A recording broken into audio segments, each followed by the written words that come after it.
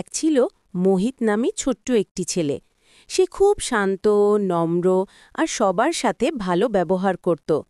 তার মা সবসময় তাকে বলতেন, বাবা, দয়া করো, সত্য বলো আর নামাজ ঠিকমতো পড়ো। আল্লাহ তোমাকে খুব ভালোবাসবেন। জি আম্মু, আমি চেষ্টা করি সবসময় ভালো থাকতে।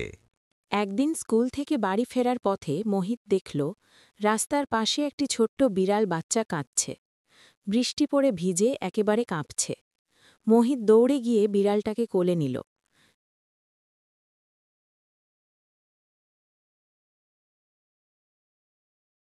আরে, তুমি কেন কাঁদছ?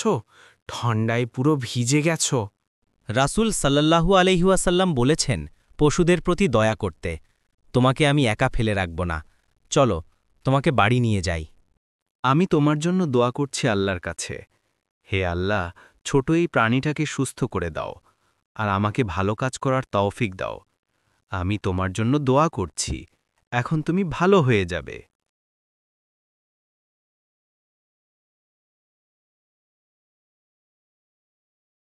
মোহিত, বিড়ালটা কোথায় পেয়েছ?